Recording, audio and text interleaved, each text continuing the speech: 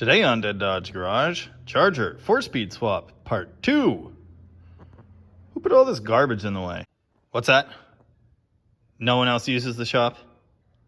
I put the garbage there, and I'm talking to no one? Aha! One unfortunate side effect of digging into this project is I'm kind of opening a can of worms. The seats need to come out. They need recovered. So maybe I should just recover them. The console's got to come out too to cut the floor, and it has to be modified. The carpet's got to come out. That's fine. It's not correct carpet. It's something somebody made. So maybe I should get carpet and just do carpet at the same time. Well, the floor is kind of rotten here and a little bit here. So before I put carpet down, I got to fix the floor, and I got to fix the wiper pivot seals that leak so the new carpet doesn't get ruined. And this is how projects never get finished. But I'll do my best. If I'm really, really careful and do things correctly, maybe I'll just have it running and driving with a 4-speed but no carpet. We'll see how it goes. Step 1, see if any of the seat hardware comes loose. Oh. That's not factory approved. Well, that's one.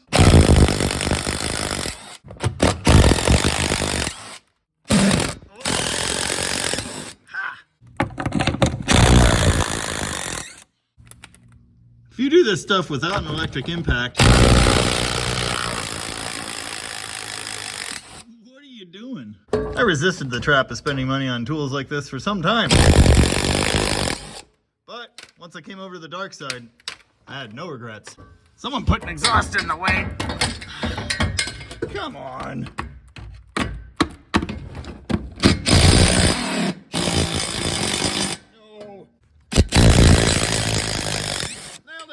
So what you want to do is just throw all your bolts on the ground in piles, loosely organized. Leave all the extra bolts you don't need anymore, and forget where everything came from.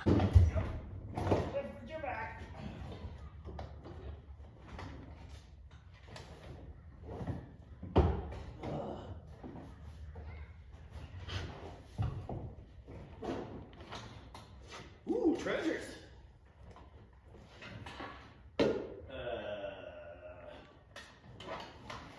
You know, the shop's pretty good size, but there still really isn't room to pile crap. Someone filled it with cars like a boat. Oh yeah, there's an amplifier under there. Sure. Yeah. Only the finest around here. A little moldy. I gotta remember how all this comes apart. Maybe there's screws somewhere. Secret screws. Oh, here's the sound system in the Charger. It's just an amplifier under the seat. Going to a couple bookshelf speaker boxes. It's got an aux cord. I did have it hooked to a Bluetooth at one point, but, well, it got submerged in this lake, and it quit working. On the other side, in this horrible mess, that's an old school tube amplifier for a CB radio. Kind of neat. Definitely broken. Well, I suppose I'd like to not ever look at this carpet again. Someone ran a bunch of wires through it, though. Oh. Extra broken drum brake spring. Interesting. History. Oh, yeah. This is almost required. The Coronado Cherry. Not bad. Look at this dinosaur. Neat piece. Lafayette. Hasn't ever worked since I've had it. There's a seatbelt in the way too. Ah!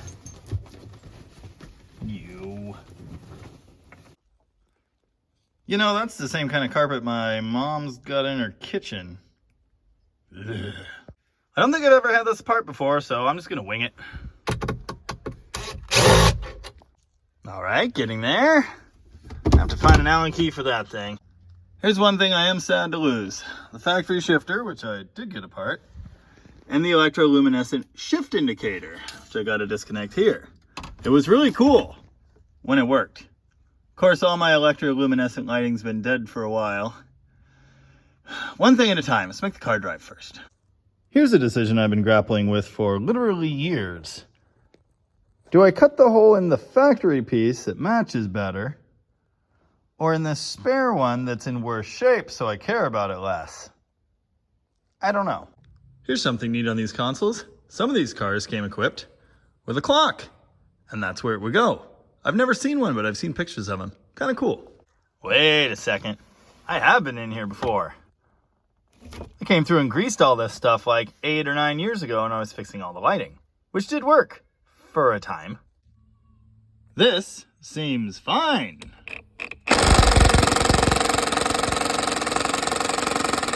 Please come loose. This is fine. Everything's fine. Actually, 3 of these came out, and the 4th broke. And I think it's raining on my creeper now. Yeah, there's something funny about this. Oh. The floor is somehow worse than I thought it was. If we're not talking deletes, I don't want to talk. Now, honestly, this was always one of my favorite parts of the car. I love that it was factory, console shift, jeweled looking automatic. Such a nice Sunday cruiser. Get in it, throw it in drive, and go. Anyone can drive it. Mrs. Jamie could drive it, no problem. And even as I changed the car, cycled through engines, and eventually put the fuel-injected Magnum in it, I liked that outwardly, in the interior, it looked exactly like it did originally. And I resisted this change for some time. My brother, Stuntman Bob, does the 3-pedal solution on every single car. It's like a tick. He just can't not do it. I didn't want that for this thing for the longest time. Until recently, when it suddenly seemed like a really good idea. I'll miss my factory automatic shifter. But this is going to make it all better. Well, I'm pretty sure I've got all the screws out, and it just doesn't want to come out. It's stubborn. Oh. Even though it's unscrewed, it's trying to bring the back with it. Aha! The light was holding them together. Time to drain the soup. Yum. Yeah. Wiper seals. Huh.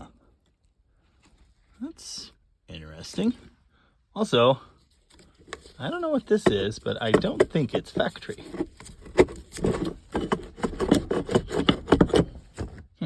Oh, it's the bracket that goes in behind here. How'd it fall down? And how am I going to get it back in there? Oh, here's a bunch of stuff I need to cut out of the way. Pedestal for the automatic shifter. That thingy. And a big hole here. Peep the original carpet hiding under there compared to this cheapo, flimsy parts store stuff. Kind of disgusting, but neat. You know what? I think I will cut the factory one. I'm doing this with all the correct components. Who in their right mind would ever put it back to stock? Well, I'm not going to. It's going to look stock anyway. And it's going to be so much cooler. Yeah. No regrets. Meaningless to you, but kind of cool to me. This is a receipt for some waters and snacks? Somewhere far from home on one of our vacations in 2016. I improved things by removing some smells, some crappy carpet, and some house carpet. I do have to wonder how much floor is going to be done here when I'm done vacuuming.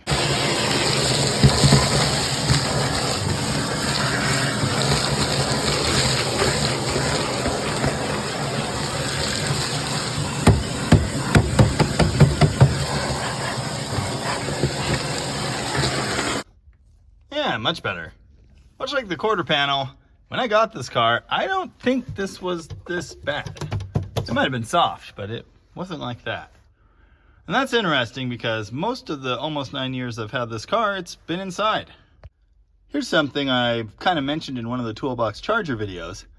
A factory bucket seat car will have these reinforcing plates for the inside rail of the bucket seats.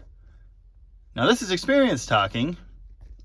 If you don't have those, your seat tends to be a little sinky because it's just sheet metal here. Deleted the shifter bracket with a hammer and a pry bar. Remind me to work on my tool selection at home. Hey, the passenger side's better? It's also damp. Well, I got all the things out. Time to cut a big hole somehow. You know, these floors aren't great, but they could be much worse. I've seen much worse. We're fixing much worse on a Roadrunner right now at the shop. So I'll take it. But I suppose I'll have to make some patches at some point, or just get whole panels. More on that later. Woo! Here's the last thing I was waiting on. Shifter hump. You know, I kind of figured I'd have the transmission in and almost be done with the swap before this ever showed up. Yeah. I also got a clutch. Diaphragm. Factory rating. Street car. I'm not making a bunch of horsepower. This will be just fine. Here's the old school pilot bushing. Remind me to show you the pilot bearing install. It's a piece found in, let's just say, a 96 Ram with a 5-speed and a gas motor. It fits right in the back of the Magnum crank and also in the LA crank, no problem. And the inner diameter is exactly the same, meaning it's a perfect piece for this old school 833. The only thing left to do now is go machine the flywheel and cut a hole and start bolting all of this into the car. If I was smart, I'd mock the transmission up in there behind the motor and make sure the shifter actually centers correctly under this thing. But it really only sits on the floor in one position in these cars. So I scribed a line and I'm gonna move that in about a 1/2 inch. Cut most of it out. I might not do the whole floor. And just hope it works out. I don't remember exactly how the shifters and rods and such sit in these. I'm gonna start with this and see where that gets me. Next step is removing this old brake pedal. It served me well. I'll miss it. If this had a cutty thing on it, that would be fantastic. I suppose there's always this option. Not my favorite. This is neat. There's an extra support brace that comes off the side here to brace the clutch pedal. On this factory insulation here, they gave you a handy dandy pop-out line, so it fits both, automatic and manual. Every firewall also has this down rod opening. There's usually a rubbery, plasticky plug here. Mine fell out. I found it in the carpet. It really wanted me to do this. Hey, here's a hot tip for B-bodies. This brake light switch is out of like a 76 Ford pickup. The factory piece is metal. Mine died. I bought a replacement, and the replacement tried to burn the car to the ground. This thing was like $8. It pretty much went right in here with very little effort. Just saying. Hopefully someday soon I can power tools in the shop on more than a single extension cord. I only just noticed this. Yeah. High standards and build quality on this car. Speaking of which, apparently the brake push rod was never locked in the master cylinder. Well, I almost finished the old brake pedal delete, but that's a problem. I thought the whole point of just changing the pedals and leaving the bracket alone was so you could leave everything else in place. But either I gotta pull the bracket, or I gotta pull this driver's side vent box. I think that's probably as far as I'm gonna get today. Made some good progress.